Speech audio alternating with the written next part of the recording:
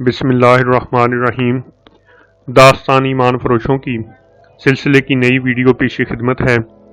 تمام سامعین سے گزارش ہے کہ ویڈیو کو لائک کریں، چینل کو سبسکرائب کریں اور بیل آئیکن کو بھی پریس کر دیں تاکہ ہر نئی آنے والی ویڈیو آپ کو وقت پر ملتی رہے۔ گھوڑ سوار سرحدی سپاہی اپنے کھانے سے بھی اکتائے ہوئے تھے۔ ان کا کھانا اچھا ہوتا تھا، مگر ہر روز ایک ہی قسم کا کھانا کھا کر وہ اس کھانے سے بھی اکتائے ہوئے تھے۔ دریائے نیل کے کنارے ان کے سامنے بنی ہوئی مچھلی اور خشک پکا ہوا گوشت رکھا گیا تو دیکھ کر ہی ان پر نشہ طاری ہو گیا۔ سب مل کر کھانے لگے تو کھانا اور زیادہ لذیذ ہو گیا۔ کھانے کے دوران دونوں نے دیکھا کہ ایک لڑکی ان کے ایک گھوڑے کی گردن اور زین پر ہاتھ پھیرتی اور گھوڑے کو اشتیاق سے دیکھتی تھی۔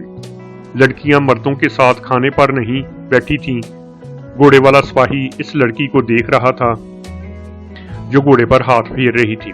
لڑکی نے ادھر دیکھا تو مسکرا کر اس نے منہ پھیر لیا کیونکہ اس گھوڑے کا سوار اسے دیکھ رہا تھا۔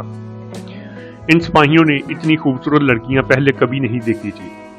ایک بوڑھے نے سپاہیوں سے کہا، ان لڑکیوں نے کبھی گھوڑے کی سواری نہیں کی، اور یہ جو لڑکی گھوڑے کے قریب کھڑی ہے گھوڑ سواری کی شوقین ہے، لیکن اسے گھوڑے پر بیٹھنے کا کبھی موقع نہیں ملا۔ ہم ان چاروں کا شوق پورا کر دیں گے، ایک سپاہی نے کہا۔ کھانے کے بعد وہ سپاہی اٹھا اور اپنے گھوڑے کے پاس گیا۔ لڑکی جھینک کر پرے ہو گئی۔ سپاہی نے اسے کہا، آؤ میں تمہیں سواری کراتا ہوں، باری باری چاروں کو گھوڑے پر بٹھاؤں گا۔ کسی نے لڑکی سے کہا، ان سے شرماؤ نہیں، یہ تو تمہاری عزت اور ملک کے رکھوالے ہیں، یہ نہ ہوں تو سلیبی اور سوڈانی معلوم نہیں تمہارا کیا حشر کریں۔ لڑکی جھجکتی شرماتی گھوڑے کے قریب گئی۔ سپاہی نے اس کا پاؤں اٹھا کر رکاب میں ڈالا اور اسے اٹھا کر گھوڑے پر بٹھا دیا۔ سپاہی کو کسی نے آواز دی اور کچھ کہا۔ سپاہی اس طرف متوجہ ہوا۔ اچانک گھوڑا دوڑ پڑا۔ لڑکی کی چیخیں سنائی دیں۔ سپاہی نے گھوم کر دیکھا، گھوڑا سر پر دوڑا جا رہا تھا۔ اس کے اوپر لڑکی ادھر ادھر گرتی اور سنبھلنے کی کوشش کرتی تھی۔ سب نے شور بپا کر دیا کہ گھوڑا بیلگام ہو گیا ہے، لڑکی گر کر مر جائے گی۔ سپاہی کے قریب اس کے ساتھی کا گھوڑا کھڑا تھا۔ وہ اچھل کر اس گھوڑے پر سوار ہوا اور ایڑ لگا دی۔ لڑکی والا گھوڑا ایک چٹان سے گھوم کر نظروں سے اوجھل ہو گیا۔ سپاہی نے اپنے گھوڑے کی رفتار انتہا تک پہنچا دی۔ اسے معلوم تھا کہ لڑکی گری اور اس کا پاؤں رکاب میں پھنسا رہ گیا تو اس کی ہڈیاں ٹکڑے ٹکڑے ہو جائیں گی اور گھوڑا اسے گھسیٹ گھسیٹ کر ہڈیوں سے گوشت اتار دے گا۔ سپاہی نے گھوڑا چٹان سے موڑا۔ آگے کھلی وادی تھی، لڑکی کو گھوڑا اٹھائے دوڑا جا رہا تھا۔ کچھ آگے جا کر گھوڑا مڑا اور پھر نظروں سے اوجھل ہو گیا۔ سپاہی کو لڑکی کی چیخیں اور گھوڑے کے ٹاپو سنائی دے رہے تھے۔ وہ آگے جا کر مڑا، اسے گھوڑا نظر نہ آیا۔ عجیب بات یہ تھی کہ اسے اب کوئی آواز نہیں سنائی دے رہی تھی، نہ گھوڑے کے ٹاپو، نہ لڑکی کی چیخیں۔ وہ سمجھا گھوڑا کسی کھڈ میں جا گرا ہے۔ اس نے گھوڑے کی رفتار کم کر دی۔ کچھ اور آگے گیا تو ایک اور سے اسے لڑکی کی آواز سنائی دی، ادھر جلدی سے میرے پاس آ جاؤ۔ سپاہی نے ادھر دیکھا تو اس پر خوف طاری ہو گیا۔ گھوڑا کھڑا تھا اور لڑکی اطمینان سے اس پر سوار تھی۔ اس کے چہرے پر ڈر یا گھبراہٹ نہیں بلکہ ہونٹوں پر مسکراہٹ تھی۔ سپاہی نے ایک بار تو ارادہ کر لیا کہ گھوڑے کو ایڑ لگائے اور بھاگ جائے۔ اسے یقین ہو چکا تھا کہ یہ لڑکی شرشرار یا بدروح ہے اور اسے دھوکے سے ڈکی چھپی جگہ لے آئی ہے اور اب اس کا خون پی جائے گی، لیکن وہ جیسے جکڑ لیا گیا ہو۔ لڑکی کی مسکراہٹ اور اس کے سراپا میں کوئی ایسی قوت تھی جس نے سپاہی کے گھوڑے کا رخ لڑکی کی طرف کر دیا۔ تم سپاہی ہو، مرد ہو، لڑکی نے اسے کہا، مجھ سے ڈر رہے ہو؟ وہ اس کے قریب گیا تو لڑکی نے اس کا ہاتھ اپنے ہاتھ میں لے کر کہا، گھوڑا بیلگام نہیں ہوا تھا، میں نے اسے خود ایڑ لگائی اور بگایا تھا اور چیخیں مار کر یہ ظاہر کیا تھا کہ گھوڑا بیلگام ہو گیا ہے اور میں گر پڑوں گی۔ مجھے امید تھی کہ تم میرے پیچھے آؤ گے، میں ناڑی نہیں شاہ سوار ہوں۔ تم نے یہ دھوکہ کیوں دیا ہے؟ سپاہی نے پوچھا۔ مجھے تمہاری مدد کی ضرورت ہے، لڑکی نے کہا، میں یہ باتیں سب کے سامنے نہیں کر سکتی تھی۔ تم نے ان آدمیوں میں ایک بوڑھا دیکھا ہے، وہ میرا خامد ہے۔ اس کی عمر دیکھو اور میری جوانی دیکھو۔ میرے ساتھ جو لڑکیاں ہیں ان میں سے ایک میری طرح ایک بوڑھے آدمی کی بیوی بنا دی گئی ہے۔ تم جانتے ہو کہ لڑکی کو جس کے ساتھ باندھ دو وہ بول نہیں سکتی۔ یہ بوڑھا مجھے خوش کرنے کے لیے اپنے ساتھ لیے پھرتا ہے۔ یہ سب تاجر ہیں، ہمیں بھی اپنے ساتھ لیے پھرتے ہیں۔ دوسری دو لڑکیاں کون ہیں؟ سپاہی نے پوچھا۔ وہ دونوں شادی شدہ ہیں، لڑکی نے جواب دیا، ان کے خامد جوان ہیں وہ انہیں سیر سپاٹے کے لیے ساتھ لاتے ہیں، تم میری مدد کرو۔ اگر یہ لوگ تمہیں اغوا کر کے لائے ہوتے تو میں ان سب کو چوکی لے جاتا۔ سپاہی نے کہا، تم اس کی بیوی ہو؟ میں نے اسے اپنا خامند تسلیم نہیں کیا۔ لڑکی نے کہا، تمہیں دیکھا ہے تو میرے دل میں اس بوڑھے کی نفرت اور زیادہ گہری ہو گئی ہے۔ اس نے جذباتی لہجے میں کہا، تمہیں پہلی نظر میں دیکھ کر میرے دل سے آواز آئی کہ یہ ہے تمہارا خامد، خدا نے تمہیں اس خوبرو جوان کے لیے پیدا کیا ہے۔ میں اتنا خوبصورت نہیں جتنا تم نے کہا ہے۔ سپاہی نے کہا، تم مجھے کیوں دھوکہ دے رہی ہو؟ تمہارے دل میں کیا ہے؟ خدا جانتا ہے کہ میرے دل میں کیا ہے، لڑکی نے مایوس سے لہجے میں کہا، وہی تمہارے دل میں رحم ڈالے گا۔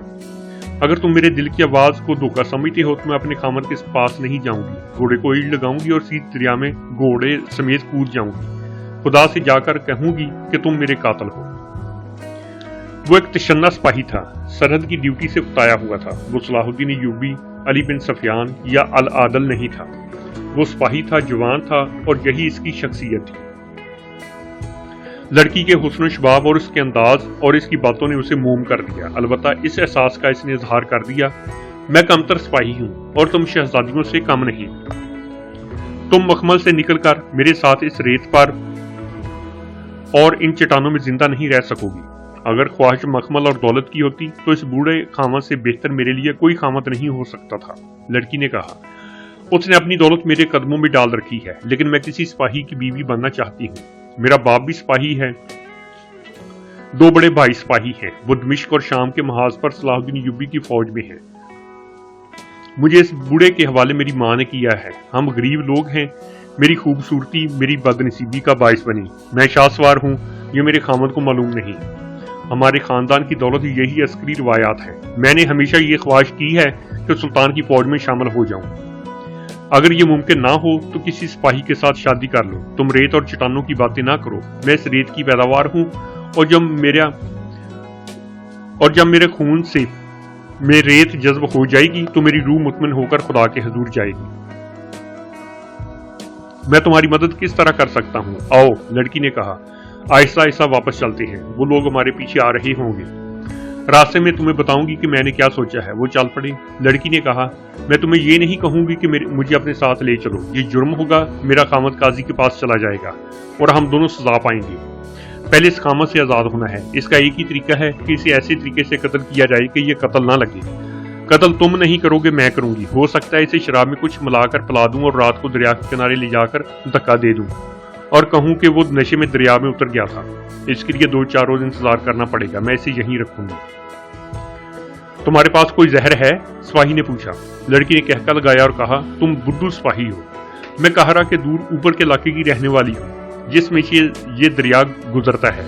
ہماری خوراک مچھلی ہے۔ مچھلی کا پتا زہر سے بھرا ہوتا ہے۔ تم نے دیکھا ہے کہ ہم یہاں بھی مچھلیاں پکڑتے ہیں۔ میں مچھلی کا پتا الگ کر کے چھپا لوں گی اور اس میں سے چند قطرے بوڑھے کی شراب میں ملا دوں گی، پھر اسے سیر کے بہانے دریا کے کنارے لے جاؤں گی۔ پھر میں تمہیں کس طرح لے جاؤں گا؟ وہ مر گیا تو میں آزاد ہوں گی۔ لڑکی نے جواب دیا، میں سب سے کہہ دوں گی تم میں سے کوئی بھی میرا وارث نہیں جو مجھے اپنی مرضی کی شادی سے روکے۔ میں تمہارے ساتھ چلی جاؤں گی۔ تم مجھے اپنے گھر بھیج دینا، اور سنو، تم مجھے ملتے رہنا۔ اب چلے جاؤ گے تو پھر کب آؤ گے؟ میں صرف گشت پر آ سکتا ہوں، سپاہی نے جواب دیا۔ چوکی دور ہے، گشت کے بغیر ہم گھوڑا استعمال نہیں کر سکتے۔ میری گشت اسی ساتھی کے ساتھ کل رات کے دوسرے پہر ہوگی۔ میں یہیں آ جاؤں گا، ذرا دور رہنا۔ لڑکی نے کہا، میں تمہیں راستے میں ملوں گی، کہیں چھپ کر بیٹھ جائیں گے۔ لڑکی نے اس کا ہاتھ پکڑ لیا۔ سپاہی نے اس کی طرف دیکھا تو لڑکی نے اس کی آنکھوں میں آنکھیں ڈال دی۔ سپاہی کے تمام شکوک رفع ہو گئے۔ اس نے لڑکی کا ہاتھ اپنے دل پر رکھ کر دبایا۔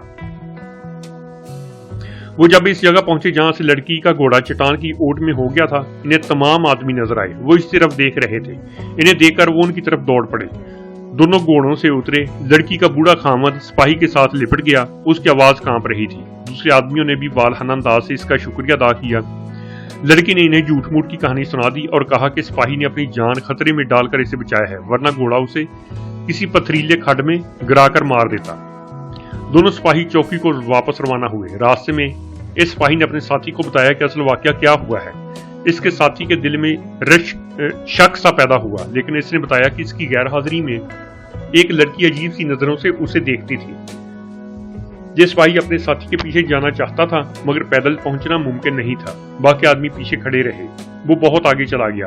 2 लड़कियां भी आगे आ गईं, जिनमें से एक इसके साथ बातें करने लगी।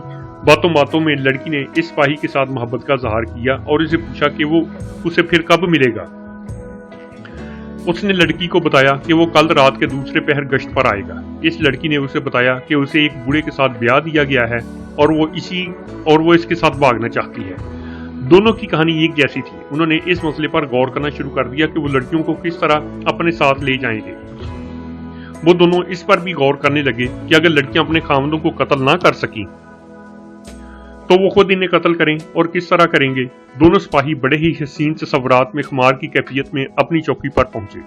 उन्होंने अपने कमांडर को रिपोर्ट दी कि फलां जगह काहरा के ताजरों का काफिला रुका हुआ है, जिसके सामान की तलाशी ली गई है और हर तरह इत्मीनान कर लिया गया है कि वो मुश्तबा और मशकूक लोग नहीं। इन सिपाहियों ने लड़कियों का जिक्र भी किया। चौकी के कमांडर ने रिपोर्ट के पहले हिस्से को तवज्जो से नहीं सुना था। जब लड़कियों का जिक्र आया तो इसने दिलचस्पी लेनी शुरू कर दी। लड़कियों की तादाद, उम्र, शक्ल सूरत, कदबुत, रंग रूप, गर्ज, उसने कोई बात न रहने दी। सिपाहियों ने इसके इस रवैये को महसूस किया और खामोश रहे। चौकी में एक और चौकी का सिपाही बैठा था। वो चौकी वहां से 8-10 मील दूर थी। उसके कमांडर ने सिपाही को इस पैगाम के साथ भेजा था कि आज शाम के बाद मेरी चौकी में आना, जरूरी काम है। कमांडर ने पैगाम लाने वाले सिपाही को यह कहकर रोक लिया था कि इकट्ठे चलेंगे। सूरज गुरूब होते ही कमांडर सिपाही के साथ रवाना हो गया। दूसरी चौकी पर पहुंचा तो शाम गहरी हो चुकी थी। ये चौकी हरी भरी जगह थी। वहां उस शाम कुछ और ही रौनक थी। चौकी के तमाम सिपाही जो ड्यूटी पर नहीं थे चौकी के बाहर गोल दायरे में बैठे थे। मशलें जल रही थी। चौकी का कमांडर वहां नहीं था। उसके खेमे में गए। वहां 2 लड़कियां बैठी थीं और 3 सहराई आदमी भी थे। उनके करीब साज और दफ पड़े थे। मेहमान कमांडर के आते ही खाना चुना गया। सब खा चुके तो चौकी के कमांडर के कहने पर साजिंदे और लड़कियां बाहर चली गई। दूसरी चौकी के कमांडर ने पूछा कि ये कौन लोग हैं और बाहर क्या हो रहा है। ये लड़कियां नाचने वाली हैं, कमांडर ने जवाब दिया, और उनके साथ साजिंदे हैं। यहाँ से गुजर रहे थे, पानी पीने के लिए रुके तो मैंने इन्हें बैठा लिया। लड़कियां अच्छी लगी, मैंने इन्हें खाना भी खिलाया। ये कहीं जा रहे थे, मेरे कहने पर रुक गए। आज रात इन्हें यहीं रखूंगा। मुझे ये सिलसिला अच्छा नहीं लगा, दूसरे कमांडर ने कहा। सरहद पर आकर ये अय्याशी सिपाहियों को खराब करेगी। इसके बगैर सिपाही ज्यादा खराब हो रहे हैं, मेजबान कमांडर ने कहा। एक हमारे वो साथी हैं जो शहरों में ऐश कर रहे हैं, एक हम हैं जो मालूम नहीं कब से यहाँ बूगिर कुत्तों की तरह आवारा फिर रहे हैं। क्या तुम्हें सिपाहियों ने कभी परेशान नहीं किया कि उनकी जगह दूसरे दस्ते लाए जाएं? मेरी चौकी में तो 2 सिपाही आपस में लड़ भी चुके हैं, मेहमान कमांडर ने कहा। अब तो सिपाहियों को मामूली सी बात पर गुस्सा आ जाता है। इसके साथ ही आज की यह वीडियो यहीं पर खत्म होती है। इंशाल्लाह जल्द ही दोबारा नई वीडियो के साथ हाजिर होंगे। अल्लाह हाफिज।